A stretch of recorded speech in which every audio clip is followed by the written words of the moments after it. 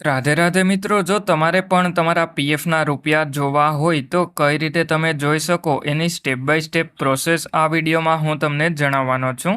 એટલે પીએફના રૂપિયા જોવા માટે સૌથી પહેલાં તો તમારે તમારા મોબાઈલમાં કોઈ પણ એક બ્રાઉઝર જેમ કે ક્રોમ બ્રાઉઝર અથવા તો ફાયરફોક્સનું બ્રાઉઝર ઓપન કરી અને ઈપીએફઓ પાસબુક ટાઈપ કરી અને સર્ચ કરી લેવાનો. અને પછી તમારે આ પહેલી વેબસાઇટ ઉપર ક્લિક કરી અને સૌથી પહેલાં તો તમારે તમારો 12 આંકડાનો યુએએન નંબર એન્ટર કરી લેવાનો અને પછી પીએફનો પાસવર્ડ એન્ટર કરી લેવાનો. અને પછી ઉપરની તરફમાં આ જે કેપ્ચા દેખાય એ નીચે એન્ટર કરી અને સાઇન ઇન ઉપર ક્લિક કરી લેવાનો.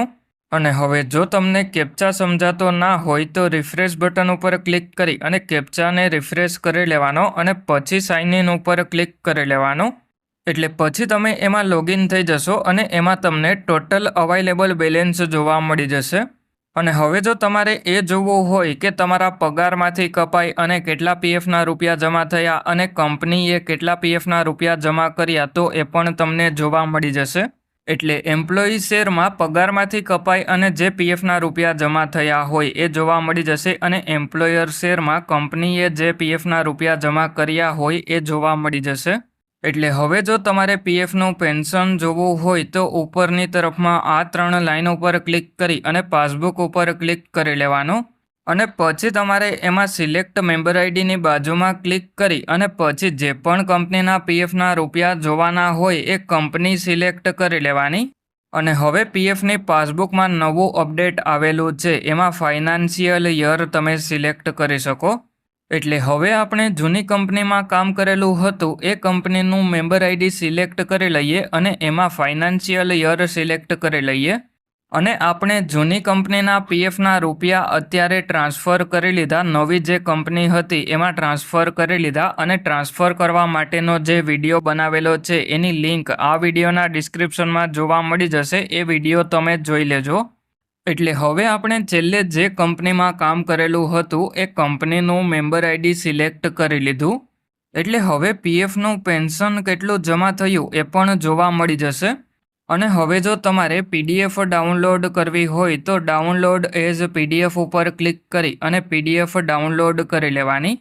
અને હવે જો આપણી નોકરી ચાલુ હોય અને પીએફના રૂપિયા ઉપાડવાના હોય તો કોઈપણ એક બ્રાઉઝરમાં ઈપીએફઓની ઓફિશિયલ વેબસાઇટ ઓપન કરી લેવાની.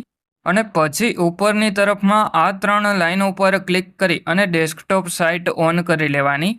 અને પછી તમારે એલર્ટને આ સિમ્બોલ ઉપર ક્લિક કરી અને બેક કરી લેવાનું. અને પછી સૌથી પહેલાં તો તમારે તમારો 12 આંકડાનો યુએએન નંબર તમારી પગારની સ્લિપમાંથી જોઈ અને એન્ટર કરી લેવાનો. અને પછી તમે તમારા પીએફ એકાઉન્ટમાં જે પણ પાસવર્ડ સેટ કરેલો હોય એ એન્ટર કરી અને પછી સાઇન ઇન ઉપર ક્લિક કરી લેવાનું છે. અને જો તમને પીએફનો પાસવર્ડ ભૂલાઈ ગયો હોય તો ફરગટ પાસવર્ડ ઉપર ક્લિક કરી અને પીએફનો પાસવર્ડ તમારે બદલાવી લેવાનો. એટલા માટે હવે મેં યુએએન નંબર અને પીએફનો પાસવર્ડ એન્ટર કરી અને સાઇન ઇન ઉપર ક્લિક કરી લીધું. એટલે પછી આપણા મોબાઈલ નંબર ઉપર ઓટીપી આવી ગયો. અને હવે જે પણ ઓટીપી આપણા મોબાઈલ નંબર ઉપર આવે એ ઓટીપી એન્ટર કરી અને ઓટીપી સબમિટ કરી લેવાનો. એટલે પછી આપણે લોગિન થઈ જશું. એના પછી ઉપરની તરફમાં આ 3 લાઈન ઉપર ક્લિક કરી અને એમાં ઓનલાઈન સર્વિસીસ ઉપર ક્લિક કરી અને પછી ક્લેમ ઉપર ક્લિક કરી લેવાનો. એટલા માટે હવે હું ક્લેમ ઉપર ક્લિક કરી લઉં. એના પછી આપણે બેંક એકાઉન્ટ નંબર એન્ટર કરી અને ચેક ઉપર ક્લિક કરી લેવાનો. અને હવે ઘણા લોકોને એ કન્ફ્યુઝન હોય કે કયો બેંક એકાઉન્ટ નંબર એન્ટર કરવો, તો ઉપરની તરફમાં આ 3 લાઈન ઉપર ક્લિક કરી મેનેજ ઉપર ક્લિક કરી અને કેવાયસી ઉપર ક્લિક કરી લેવાનો. એટલે પછી તમે જે પણ બેંકની કેવાયસી પીએફ એકાઉન્ટમાં કરેલી હોય એ બેંક એકાઉન્ટ નંબર તમને જોવા મળી જશે. અને હવે જો તમારે 50,000થી વધારે પીએફના રૂપિયા ઉપાડવાના હોય તો પાન કાર્ડની કેવાયસી કરી લેવાની. એટલે હવે આપણે પીએફના રૂપિયા ઉપાડવા માટે ઉપરની તરફમાં આ 3 લાઈન ઉપર ક્લિક કરી ઓનલાઈન સર્વિસીસ ઉપર ક્લિક કરી અને ક્લેમ ઉપર ક્લિક કરી લીધું. એના પછી તમે જે પણ બેંકની કેવાયસી પીએફ એકાઉન્ટમાં કરેલી હોય એ બેંક એકાઉન્ટ નંબર એન્ટર કરી અને ચેક ઉપર ક્લિક કરી લેવાનો. એટલે પછી તમને એમાં વોર્નિંગ જોવા મળી જશે, એમાં યસ ઉપર ક્લિક કરી લેવાનું. એટલે પછી તમારો બેંક એકાઉન્ટ નંબર વેરીફાઈ થઈ જશે અને બેંક એકાઉન્ટ નંબરની બાજુમાં વેરીફાઈડ લખેલું જોવા મળી જશે. એટલે હવે આપણે પ્રોસીડ ફોર ઓનલાઈન ક્લેમ ઉપર ક્લિક કરી લેવાનું અને પછી પીએફના રૂપિયા ઉપાડવા માટે સિલેક્ટ ક્લેમ ઓપ્શન ઉપર ક્લિક કરી લેવાનું અને પછી એમાં પીએફ એડવાન્સ ફોર્મ 31 સિલેક્ટ કરી લેવાનું અને પછી ક્લિક હિયર ઉપર ક્લિક કરી અને આધાર વેરીફાઈડ સર્વિસીસ જોઈ લેવાની અને પછી સિલેક્ટ સર્વિસ ઉપર ક્લિક કરી લેવાનું અને પછી જે પણ કંપનીના પીએફના રૂપિયા ઉપાડવાના હોય એ કંપની સિલેક્ટ કરી અને પછી એમાં પર્પઝમાં સિલેક્ટ એડવાન્સ પેરા ઉપર ક્લિક કરી લેવાનું એટલે જેવા આપણે સિલેક્ટ એડવાન્સ પેરા ઉપર ક્લિક કરી લઈએ એના પછી આપણે જો બીમાર હોય અને પીએફના રૂપિયા ઉપાડવાના હોય તો ઇલનેસ સિલેક્ટ કરી લેવાનું અને જો લગ્ન માટે પીએફના રૂપિયા ઉપાડવાના હોય તો મેરેજ સિલેક્ટ કરી લેવાનું અને જો તમારે એજ્યુકેશન માટે પીએફના રૂપિયા ઉપાડવાના હોય તો એજ્યુકેશન સિલેક્ટ કરી લેવાનું અને જો ઘરની જરૂરિયાત માટે પીએફના રૂપિયા ઉપાડવાના હોય તો હાઉસિંગ રિલેટેડ નીડ્સ સિલેક્ટ કરી લેવાનું